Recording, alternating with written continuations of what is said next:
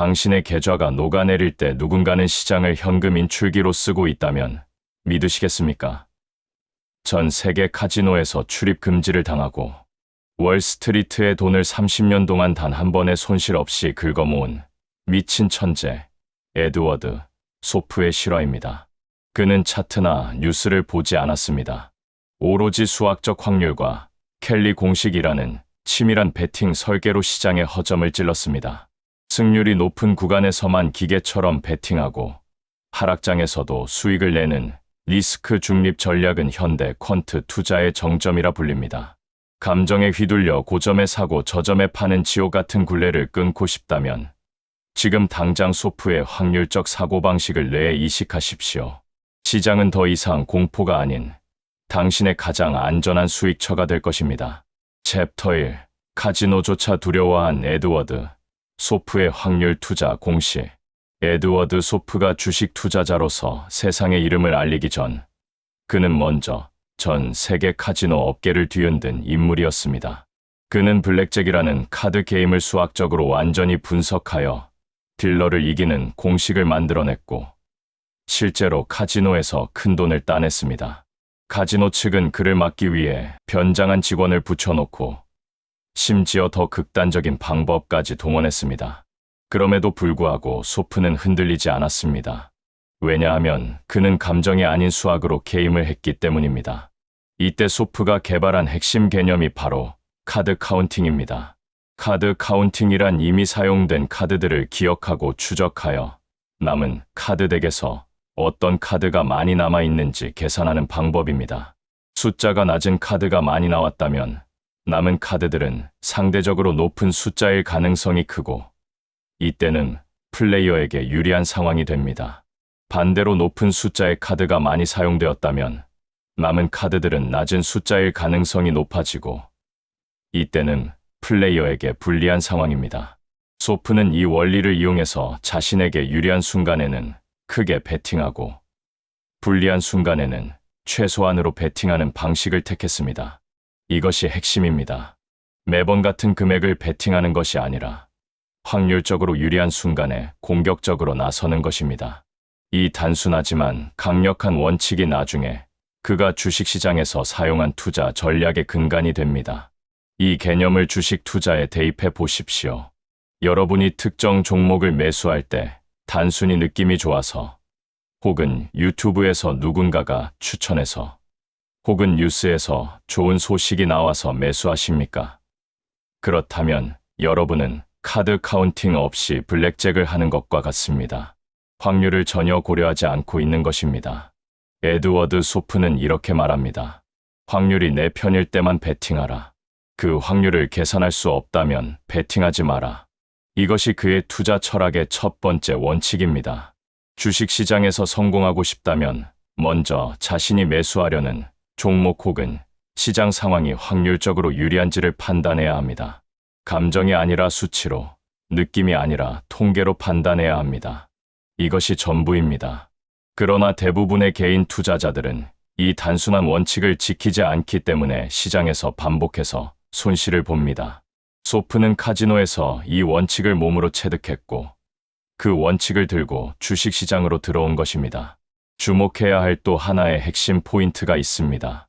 소프는 불확실성을 제거하려 하지 않았습니다. 불확실성을 수치로 바꾸려 했습니다.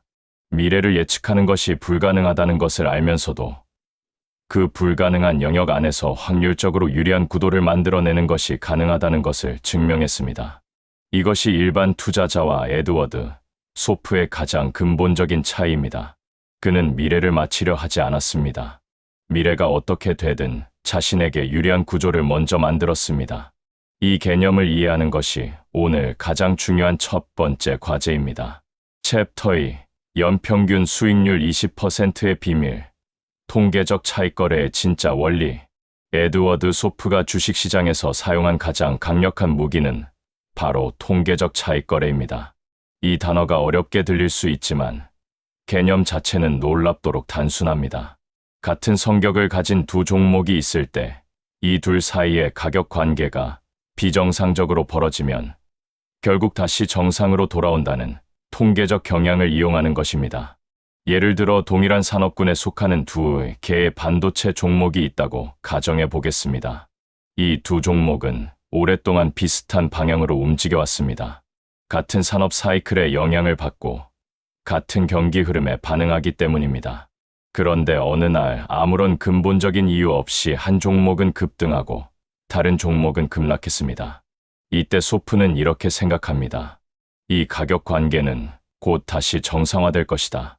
따라서 고평가된 종목은 매도하고 저평가된 종목은 매수한다. 이것이 바로 통계적 차익거래의 핵심입니다. 이 전략의 가장 강력한 특징은 시장이 오르든 내리든 관계없다는 것입니다. 소프는 시장의 방향을 예측하려 하지 않았습니다. 오직 두 종목 사이의 가격 관계만을 주목했습니다. 시장 전체가 폭락하더라도 두 종목 사이의 가격 관계가 정상화된다면 수익을 낼 수 있습니다. 이것이 그가 수십 년 동안 단 한 해도 손실을 내지 않을 수 있었던 핵심 비결 중 하나입니다. 소프가 운용했던 헤지펀드는 시장의 수천 개 종목을 동시에 모니터링했습니다.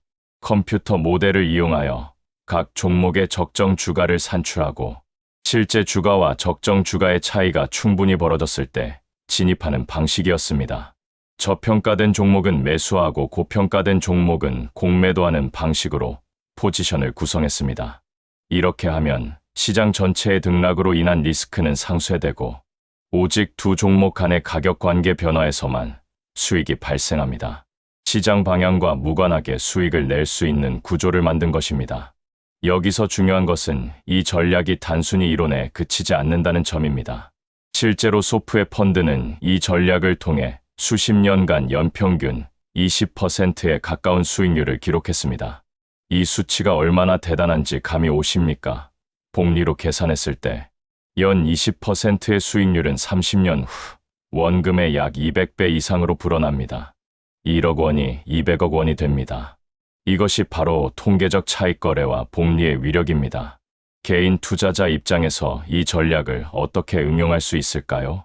완전한 형태의 통계적 차익거래를 개인이 구현하기는 어렵지만 그 핵심 원리는 충분히 응용 가능합니다.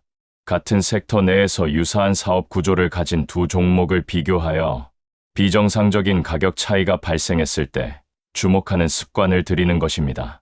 한 종목이 이유 없이 크게 빠졌다면 혹은 이유 없이 크게 올랐다면 그 비정상이 정상으로 돌아오는 시점의 기회가 생깁니다. 소프는 이것을 시장이 잠시 균형을 잃는 순간이라고 표현했습니다.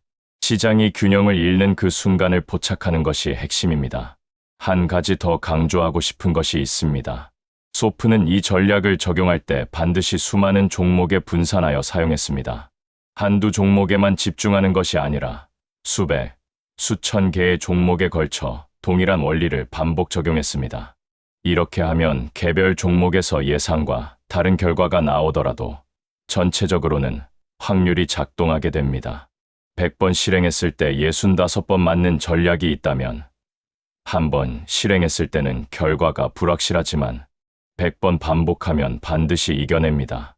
이것이 확률의 힘이고 소프가 시장을 이긴 방식입니다. 챕터 3. 월가 천재들도 몰랐던 켈리 공식. 돈을 얼마나 넣어야 하는가. 많은 투자자들이 무엇을 살지는 고민하지만 얼마나 살지는 감으로 결정합니다. 이것이 두 번째 치명적인 실수입니다. 에드워드 소프는 이 문제에 대해서도 수학적 해답을 가지고 있었습니다. 그 해답이 바로 켈리 공식입니다. 켈리 공식의 핵심 원리는 아주 단순합니다. 자신이 가진 유리함의 크기에 비례하여 투자 금액을 결정하라는 것입니다. 공식으로 표현하면 우위를 배당률로 나눈 값이 최적의 투자 비중이 됩니다. 예를 들어 특정 투자에서 내가 얻을 수 있는 기대 수익률이 10%이고 리스크가 어느 정도인지 알 수 있다면 이 두 가지 수치를 가지고 최적의 베팅 비율을 계산할 수 있습니다. 이 공식이 왜 중요한지 이해하려면 두 가지 극단적인 경우를 생각해야 합니다. 첫 번째 극단은 너무 조금 투자하는 경우입니다.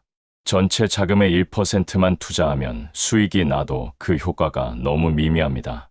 두 번째 극단은 너무 많이 투자하는 경우입니다. 전체 자금의 100%를 한 종목에 투자하면 그 종목이 반토막, 나는 순간 돌이킬 수 없는 손실을 입게 됩니다. 켈리 공식은 이 두 극단 사이에서 수학적으로 최적의 지점을 찾아냅니다. 소프는 블랙잭 테이블에서 이 원리를 직접 체험했습니다. 자신에게 유리한 확률적 상황일 때 얼마나 베팅할지를 계산하는 것이 게임의 핵심이었고, 그 계산을 잘못하면 아무리 전략이 좋아도 결국 파산할 수 있다는 것을 알았습니다. 이 깨달음을 그대로 주식시장에 가져온 것입니다. 주식 투자에서 켈리 공식을 직접 적용하려면 몇 가지 수치를 알아야 합니다.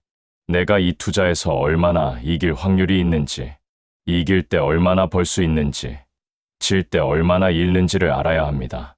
이 세 가지를 정확히 알기 어렵다면 최소한 어림잡아서라도 계산해보는 것이 아무 계산 없이 감으로 투자하는 것보다 훨씬 낫습니다. 실용적으로 켈리 공식을 적용하는 방법은 이렇습니다.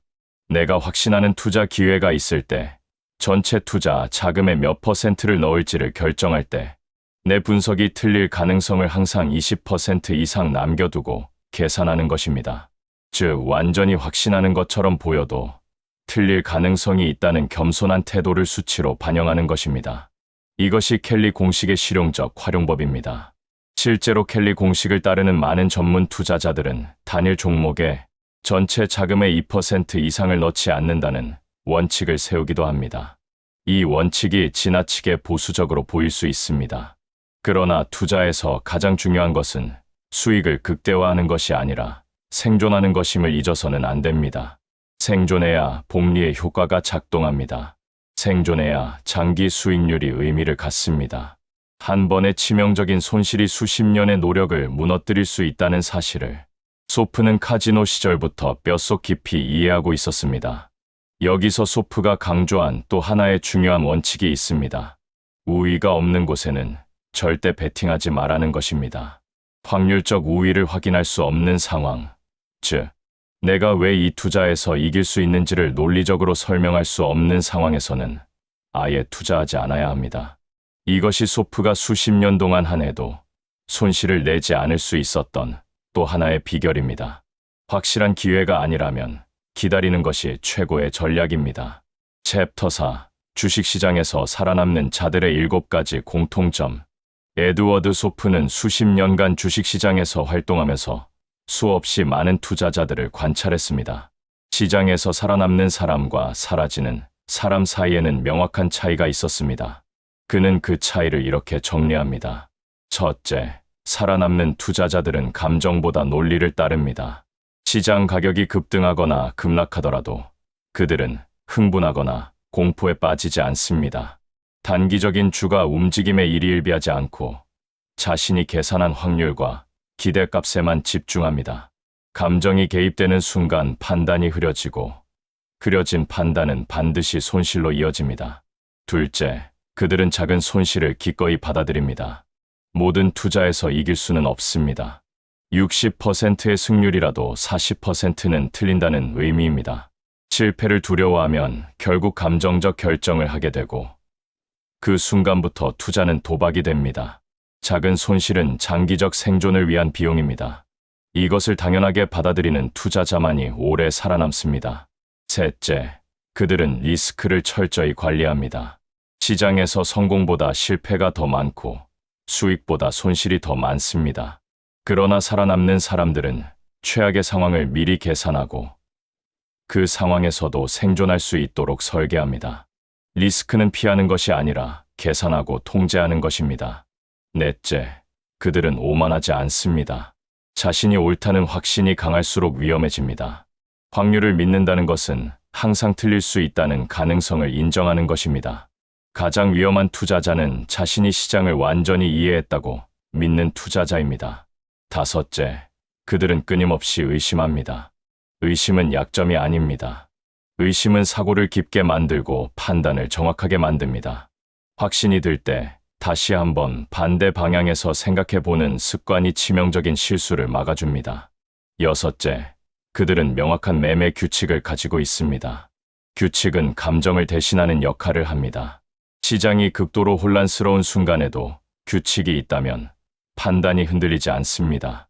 언제 사고, 언제 팔며, 얼마나 투자하고, 손실이 얼마 이상 나면 손절하는지를 미리 정해놓아야 합니다. 이 규칙이 없으면 감정이 대신 결정을 내립니다. 일곱째, 그들은 확률을 믿고 따릅니다. 매년 새로운 투자 기법이 등장하고 새로운 트렌드가 유행합니다. 하지만 확률은 바뀌지 않습니다. 확률적으로 유리한 구도를 만들고 그 구도를 반복적으로 실행하는 투자자만이 오랜 시간 시장에 존재할 수 있습니다. 이 7가지 중에서 여러분은 지금 몇 가지를 실천하고 있습니까? 솔직하게 점검해 보십시오. 만약 3가지 이하라면 지금 당장 투자 방식을 바꾸어야 합니다. 에드워드 소프처럼 위대한 수익률을 기록하기 위해서는 거창한 비법이 필요한 것이 아닙니다. 이 7가지 원칙을 꾸준히 지키는 것만으로도 여러분은 이미 시장 참여자 중 상위 10% 안에 들어가게 됩니다. 챕터 5. 시장을 이기는 5가지 무기. 에드워드 소프는 주식 투자에서 시장을 이길 수 있는 방법을 5가지로 정리했습니다. 이것은 수십 년간 실제 시장에서 검증된 원칙들입니다. 이론이 아닙니다. 실전에서 수백 %의 복리 수익으로 증명된 원칙들입니다. 첫 번째는 좋은 정보를 남들보다 일찍 얻는 것입니다. 여기서 좋은 정보란 반드시 내부자 정보를 의미하지 않습니다. 공개된 정보를 더 깊이, 더 빠르게 분석하는 능력도 정보의 우위가 될 수 있습니다. 핵심은 정보의 질과 속도입니다. 내가 가진 정보가 정말로 유효하고 신뢰할 수 있는 것인지, 다른 시장 참여자들보다 먼저 이 정보를 소화하고 행동할 수 있는지를 판단해야 합니다. 소프가 강조한 것은 이것입니다. 진짜 좋은 정보는 애매하지 않습니다. 확신이 서지 않는다면 그것은 유효한 정보가 아닙니다. 두 번째는 엄격하고 합리적인 투자자가 되는 것입니다. 선전문구, 유행, 감정에 따라 움직이지 않고 오직 논리와 분석을 따르는 것입니다. 소프는 이것을 아주 명확하게 표현했습니다. 의심의 여지 없이 합리적이고 확실하게 정당성을 입증할 수 있을 때만 우위를 지닌다고 판단하라고 했습니다. 확신이 없다면 투자하지 않는 것이 최선입니다. 가장 자신 있는 공이 왔을 때만 방망이를 휘두르라는 것입니다. 세 번째는 우수한 분석법을 찾아 활용하는 것입니다. 소프 본인에게는 통계적 차익 거래와 옵션 가격 결정 모형, 그리고 카드 카운팅에서 파생된 확률적 사고방식이 효과적이었습니다. 여러분에게는 여러분에게 맞는 분석 방법이 따로 있을 수 있습니다. 그것이 기술적 분석이든 기본적 분석이든 퀀트 전략이든 중요한 것은 그 방법이 실제로 수익을 내는지를 데이터로 검증하는 것입니다. 검증되지 않은 방법을 맹목적으로 따르는 것은 확률 없는 베팅과 같습니다. 네 번째는 제때 행동하는 것입니다. 시장에서 기회는 반드시 사라집니다. 주식의 가격이 적정 가격에서 벗어났다는 사실이 알려지고 많은 투자자들이 이것을 이용하기 시작하면 그 차이는 빠르게 좁혀집니다. 가장 먼저 움직인 사람이 가장 많은 수익을 가져갑니다. 기회를 발견했다면 분석을 마친 후 즉시 행동해야 합니다. 망설임은 수익의 가장 큰 적입니다. 다섯 번째는 자신의 역량 범위 안에서만 투자하는 것입니다. 소프는 이것을 아주 강하게 강조합니다. 자신이 완전히 이해하지 못하는 곳에 투자하면 결국 손실로 이어집니다. 내가 가진 정보가 정확하고 충분하며 내가 이 분야를 진정으로 이해하고 있다는 확신이 있을 때만 투자해야 합니다.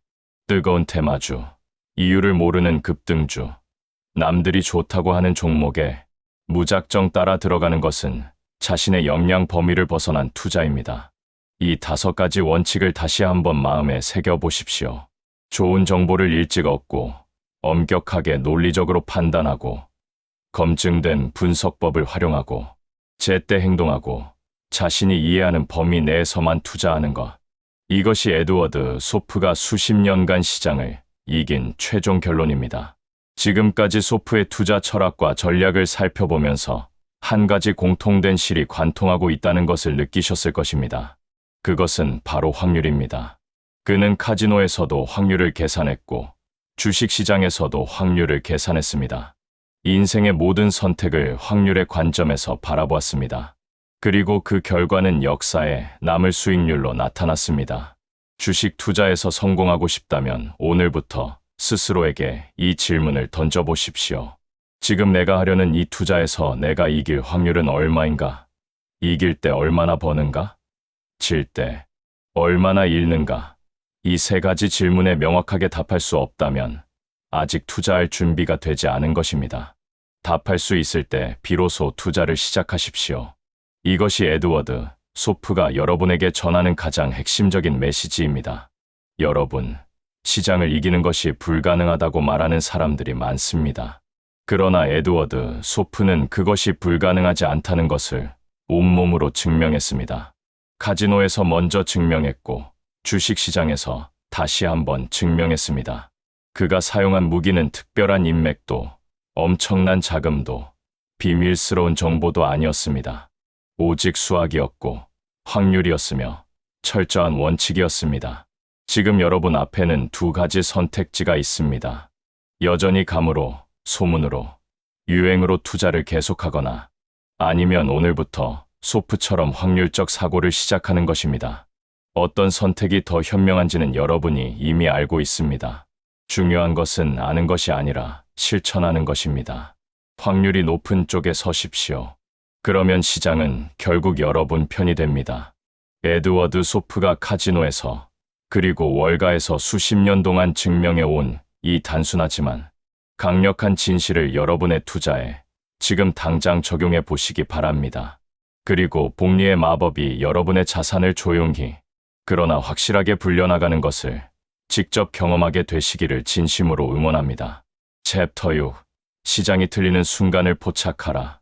가격 오류 발견법의 모든 것. 에드워드 소프가 주식시장에서 가장 먼저 발견한 것은 시장이 항상 옳지 않다는 사실이었습니다. 많은 경제학자들은 시장이 효율적이라고 주장합니다. 모든 정보가 이미 가격에 반영되어 있기 때문에 어느 누구도 시장 평균 이상의 수익을 낼 수 없다는 이론입니다. 그러나 소프는 이 이론이 틀렸다는 것을 실증적으로 증명했습니다. 시장이 완전히 효율적이라면 주가는 언제나 정확한 적정 가격에서 형성되어야 합니다. 그러나 현실에서는 그렇지 않습니다. 왜냐하면 시장을 움직이는 것은 결국 인간이고 인간은 감정적 존재이기 때문입니다. 공포에 질려 팔고 탐욕에 눈이 멀어 삽니다. 이 감정적 행동이 반복될 때마다 시장에는 가격 오류가 발생합니다. 적정 가격보다 지나치게 높거나 지나치게 낮은 가격이 형성되는 순간이 생기는 것입니다. 소프는 이 순간을 포착하는데 자신의 모든 수학적 능력을 집중했습니다. 가장 대표적인 가격 오류의 영역이 바로 옵션 시장이었습니다. 소프는 옵션이라는 금융 상품이 매우 복잡해 보이지만 수학적으로 분석하면 그 적정 가격을 계산할 수 있다는 것을 발견했습니다. 옵션이란 특정 주식을 미래의 특정 시점에 미리 정해진 가격으로 사거나 팔 수 있는 권리를 말합니다. 이 권리의 적정한 가격이 얼마인지를 계산하는 것이 핵심입니다. 소프는 옵션 가격을 결정하는 핵심 변수가 바로 해당 주식의 변동성이라는 것을 파악했습니다. 주식의 가격이 얼마나 크게 오르내리는지를 나타내는 변동성이 높을수록 옵션의 가치는 올라가고 변동성이 낮을수록 옵션의 가치는 떨어집니다. 이 원리를 이용해서 소프는 시장에서 형성된 옵션 가격이 자신이 계산한 적정 가격보다 지나치게 높거나 낮은 경우를 찾아냈습니다. 그리고 그 차이를 이용해 수익을 냈습니다. 흥미로운 사실은 나중에 노벨 경제학상을 수상한 옵션 가격 결정 이론이 소프가 이미 실전에서 사용하고 있던 공식과 동일했다는 것입니다. 소프는 학문적으로 공식화하기 전에 이미 그 원리를 직관적으로 이해하고 실제 투자에 적용했습니다. 이것이 순수 이론과 실전 경험이 결합될 때 얼마나 강력한 결과를 만들어낼 수 있는지를 보여주는 놀라운 사례입니다. 이 원리를 개인 투자자들이 실생활에 어떻게 응용할 수 있을까요? 가장 현실적인 방법은 과잉 반응에 주목하는 것입니다. 특정 종목이나 섹터에 나쁜 뉴스가 나왔을 때 시장 전체가 패닉에 빠지면 그 종목의 주가는 실제 기업 가치보다 훨씬 아래로 떨어지는 경우가 많습니다. 반대로 좋은 뉴스가 나왔을 때 시장이 지나치게 낙관적이 되면 실제 가치보다 훨씬 위로 올라가는 경우도 많습니다. 이 두 가지 상황 모두 시장이 잠시 균형을 잃는 순간이고 이것이 바로 소프가 말하는 가격 오류입니다. 중요한 것은 이 가격 오류가 언제나 결국 수정된다는 것입니다. 주가는 장기적으로 기업의 실질 가치 쪽으로 수렴합니다. 단기적으로 시장은 비효율적이지만 장기적으로는 효율적으로 움직입니다. 소프는 이 단기 비효율성을 반복적으로 포착하여 수익을 냈습니다. 가격이 오류를 일으키는 순간에 진입하고 오류가 수정되는 순간에 나오는 것입니다. 이 단순한 원리를 수천 번, 수만 번 반복하면 복리의 효과와 맞물려 놀라운 수익률이 탄생합니다. 챕터 7. 복리의 마법을 극대화하는 법. 부자가 더 빨리 부자가 되는 이유. 에드워드 소프가 자신의 투자 인생에서 가장 강력한 무기로 꼽은 것 중 하나가 바로 복리입니다. 복리는 수익이 다시 수익을 낳는 구조입니다.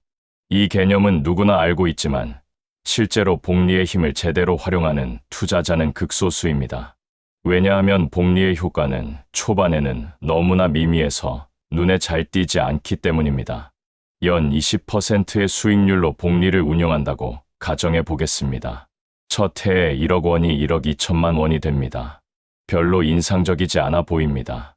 두 번째 해에는 1억 4,400만 원이 됩니다. 여전히 크게 흥분할 정도는 아닙니다. 그런데 10년이 지나면 6억 1,900만 원이 됩니다. 20년이 지나면 무려 38억 3천만 원이 됩니다. 30년이 지나면 237억 원을 넘어섭니다. 이것이 복리의 마법입니다. 초반에는 지루하고 느려 보이지만 시간이 지날수록 가속도가 붙으면서 상상을 초월하는 결과를 만들어냅니다. 소프가 강조하는 것은 복리의 효과를 누리기 위해서는 반드시 한 가지 조건이 충족되어야 한다는 것입니다. 그것은 바로 시장에서 살아남는 것입니다. 치명적인 손실을 한 번이라도 당하면 복리의 사슬이 끊어집니다. 원금이 절반으로 줄어든 상태에서 다시 출발해야 하기 때문에 이전의 수준을 회복하는 데 엄청난 시간이 필요합니다. 50% 손실을 복구하려면 100% 수익이 필요합니다. 이것이 소프가 수익 극대화보다 손실 최소화에 집착했던 이유입니다. 소프가 복리를 극대화하기 위해 사용한 또 하나의 전략은 수익을 전혀 인출하지 않고 전액 재투자하는 것이었습니다. 단기적인 생활비를 위해 투자 원금을 건드리는 순간 복리의 사슬이 약해집니다. 투자를 통해 발생한 수익을 다시 시장에 투입하고 그 수익이 다시 수익을 낳도록 시스템을 만드는 것이 핵심입니다. 이것이 부자들이 더 빨리 부자가 되는 구조적 이유입니다. 개인 투자자들이 복리를 제대로 활용하지 못하는 가장 큰 이유 중 하나는 조급함입니다. 빠른 수익을 원하기 때문에 단기 매매를 반복하고 수수료와 세금을 과도하게 지불하게 됩니다. 소프는 거래 비용이 장기 수익률에 얼마나 치명적인 영향을 미치는지를 정확히 계산했습니다. 매매 횟수가 많을수록 수수료와 세금이 누적되고 이것이 복리 효과를 심각하게 갉아먹습니다. 따라서 확실한 기회가 아니라면 거래 자체를 자제하는 것이 복리 효과를 보호하는 중요한 방법입니다. 또한 소프는 시장이 일시적으로 큰 폭락을 겪더라도 패닉에 빠져 전량 매도하는 것이 얼마나 치명적인 실수인지를 강조합니다. 시장은 역사적으로 항상 하락 후 회복해왔습니다. 폭락 국면에서 매도하면 손실을 확정짓는 것이고 이후 시장이 회복될 때 그 수익을 누리지 못합니다. 복리의 사슬을 지키기 위해서는 폭락 국면에서도 흔들리지 않는 강한 멘탈과 충분한 현금 여유가 필요합니다. 소프가 항상 일정 비율의 현금을 유지했던 이유가 바로 이것입니다. 챕터 8. 분산 투자의 과학. 소프가 말하는 진짜 리스크 관리 전략. 많은 투자자들이 분산 투자를 알고 있습니다. 한 종목에 몰빵하지 말고 여러 종목에 나눠서 투자하라는 것은 누구나 듣는 이야기입니다.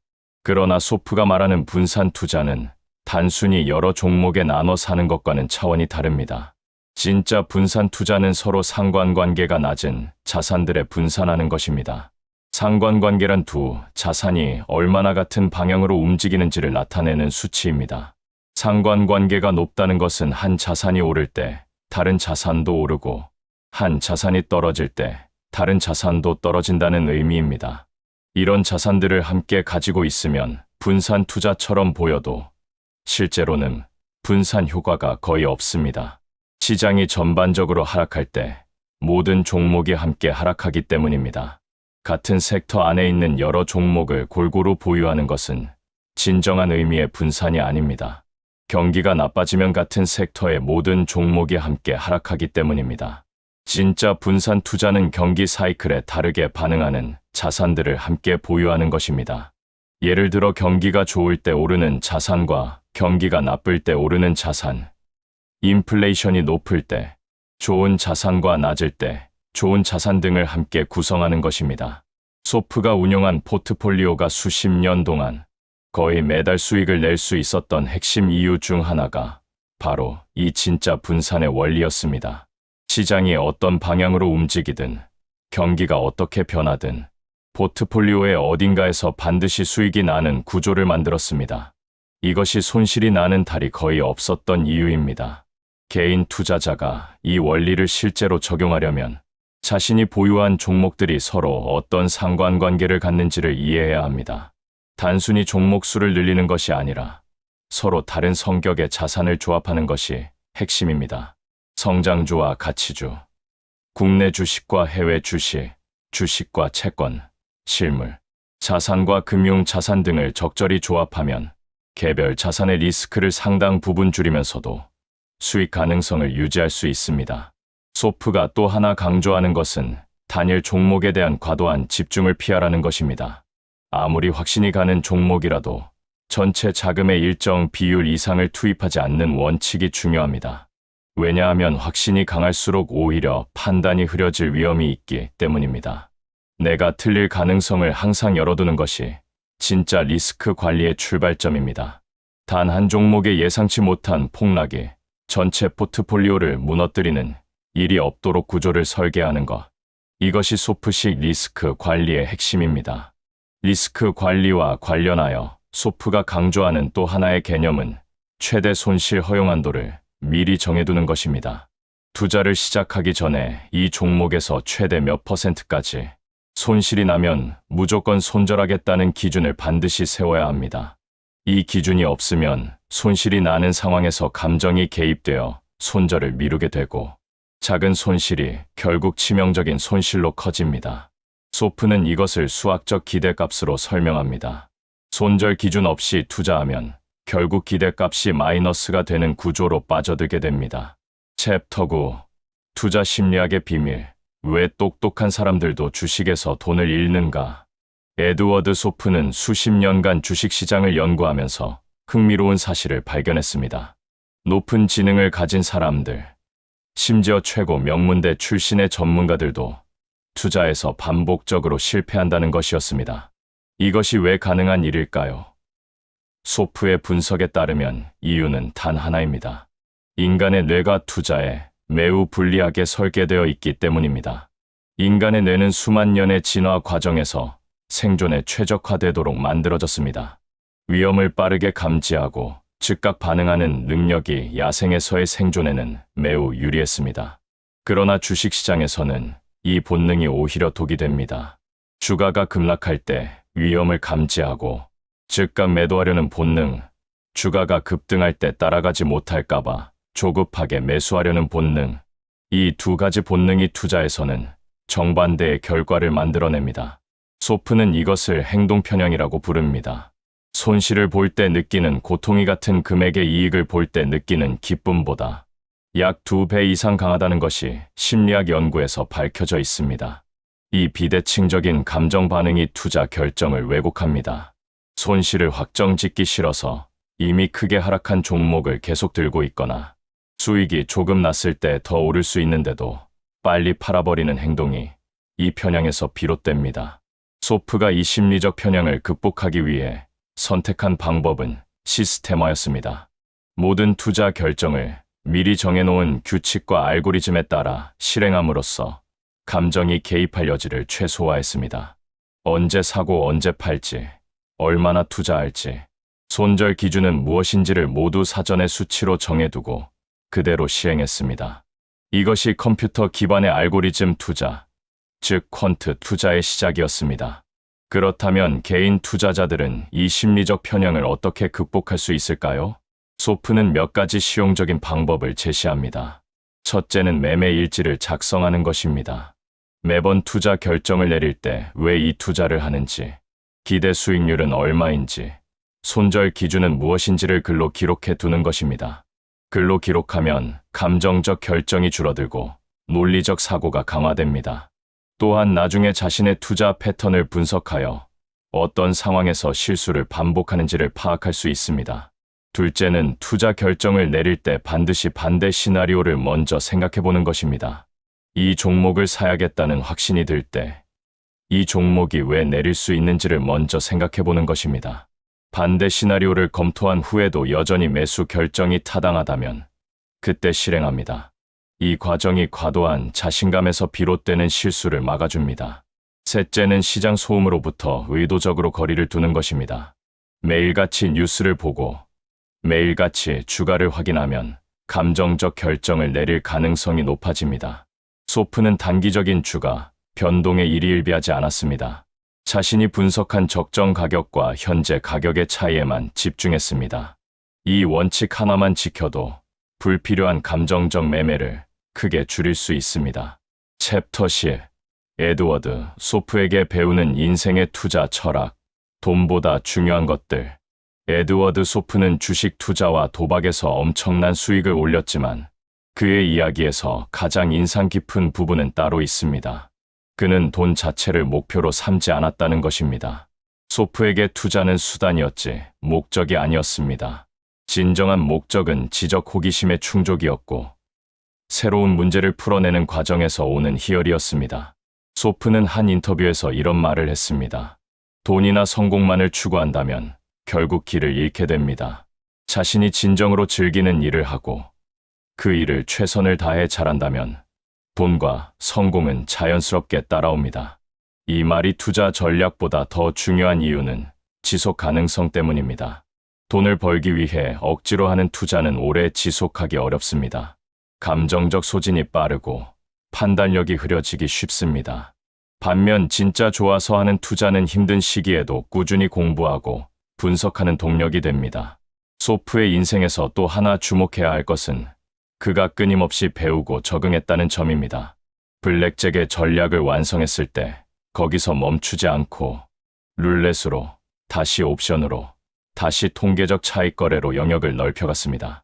시장이 변하면 전략도 바뀌어야 한다는 것을 누구보다 잘 알고 있었습니다. 이것이 수십 년이라는 긴 시간 동안 꾸준히 시장을 앞설 수 있었던 근본적인 이유 중 하나입니다. 주식 투자에서 장기적으로 성공하기 위해 가장 필요한 자질을 소프에게서 배운다면 그것은 겸손함과 유연성입니다. 겸손함이란 내가 항상 틀릴 수 있다는 것을 인정하는 것입니다. 유연성이란 시장이 변하면 내 생각도 바꿀 수 있어야 한다는 것입니다. 이 두 가지가 없는 투자자는 결국 자신의 고집으로 인해 시장에서 사라지게 됩니다. 소프는 평생 이 두 가지를 지켰습니다. 자신의 분석이 틀렸을 때 즉시 인정하고 수정했으며 시장 환경이 바뀌었을 때 이전의 전략에 집착하지 않았습니다. 투자를 인생의 긴 여정으로 바라보는 시각도 소프에게서 배울 수 있는 중요한 교훈입니다. 단기적인 수익에 집착하면 리스크를 과도하게 감수하게 되고 결국 치명적인 손실로 이어집니다. 반면 10년, 20년, 30년의 긴 시간을 바라보며 투자하면 단기적인 변동에 흔들리지 않고 복리의 힘을 온전히 누릴 수 있습니다. 소프의 수십 년에 걸친 성과가 이것을 완벽하게 증명합니다. 주식 투자에서 성공하고 싶다면 거창한 비법이 필요하지 않습니다.